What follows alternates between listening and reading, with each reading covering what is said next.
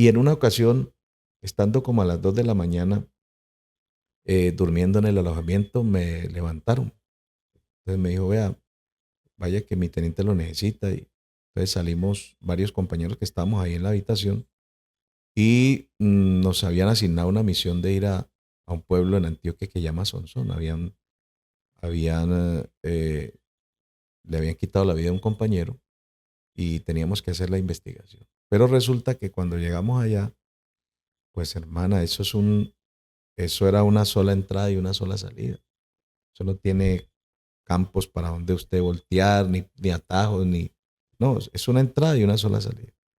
Entonces nosotros íbamos, la verdad, en una Land Cruiser, 4 compañeros, un cabo y los 3 que estábamos acompañándolos, como carne y cañón. Porque entrábamos, pero no sabíamos a la salida que nos estaba esperando. Y lo bonito de esto es que cuando ingresamos al pueblo, pues hicimos todo lo pertinente.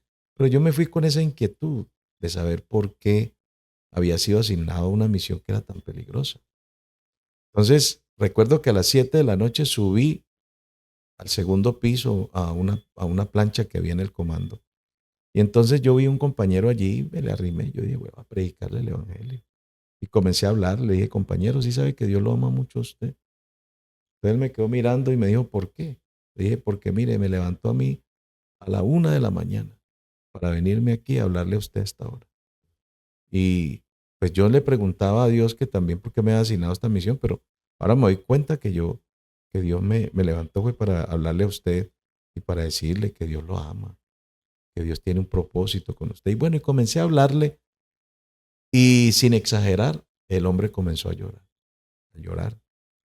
Y entonces me dijo estas palabras. Me dijo, yo creo, yo creo lo que me estás diciendo. Entonces yo le dije, ¿y por qué? Pues, ¿por qué lo crees así? Me dijo, porque se levantó la chaqueta y tenía la pistola montada. Porque en este mismo momento que usted subió, yo me iba a pegar un tiro. Estoy tan angustiado que ya, para que otro me quite la vida, me la quito yo mismo. Y me causó curiosidad las palabras que usted me expresó. Y siento que Dios sí me ama y que tiene algo para mí, porque la verdad mi intención era quitarme la vida.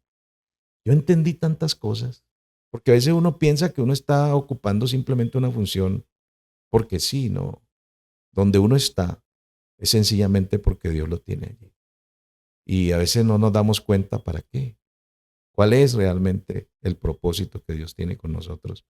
Y ese día me sentí bien. Yo sabía que la salida de allá era tremenda, pero Dios hizo lo que tenía que hacer, incluyendo la salida de nosotros de allá. Porque yo me acuerdo que mis compañeros estaban muy nerviosos. No le dijimos a nadie a qué hora íbamos a salir, pero en determinado momento tomamos la delantera y nos fuimos. Y cuando fuimos a salir, yo les dije a ellos, paren aquí, vamos a hacer una oración, porque estaban muy asustados. Bueno, yo también lo estaba, la verdad. Pero yo les dije, vamos a hacer una oración. La Biblia dice que el que habita el abrigo del Altísimo mora bajo la sombra del Omnipotente. Así que Dios nos va a guardar.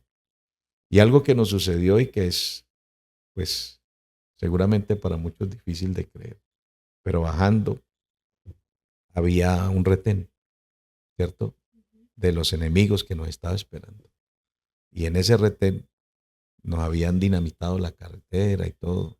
O sea, eso era pues para que nosotros hubiéramos perdido la vida. Tanto que el compañero que iba manejando frenó. Era una carretera destapada. Y yo le dije, no, no, no frene. Hágale en el nombre de Jesús. Siente la chancla. Y él le sentó el pedal y comenzamos a bajar. Eso era una carretera destapada, pero en curva. Y nosotros todos, yo estaba esperando los impactos, que nos dispararan. Pero como le habíamos dicho a Dios en la oración, porque yo le había dicho, háganos invisibles, que si algo malo nos tiene en el camino, que no nos vean. Y así fue, no nos vieron. Cuando llegamos al comando nos preguntaban, ¿cómo se vinieron? Si les habíamos dicho que no se vinieran. Teníamos información que los iban a, que los iban a volar, que bueno, llegamos allá, aquí estamos. Entonces, dígame todas esas cosas porque algo, dato curioso es que yo llegaba al alojamiento, perdón, al casino de agentes y se burlaban de mí. Había uno con un ojo de vidrio, recuerdo, que tomaba una agenda y comenzaba a gritar, el hermano Juan, y se me paraba al lado. Dice la Biblia, y hacía las veces como si estuviera predicando. Y se burlaban, todo el mundo se reía, pues yo seguía comiendo, la verdad me acostumbré a eso.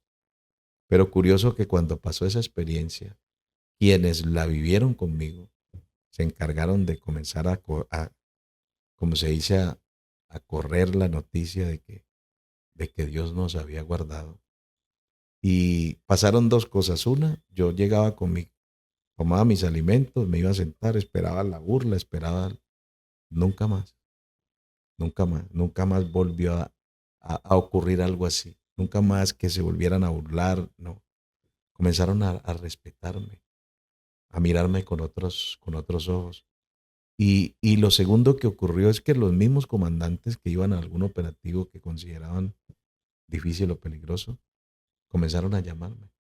Busquen a Rodríguez, búsquelo donde esté, llámenlo que lo necesitamos.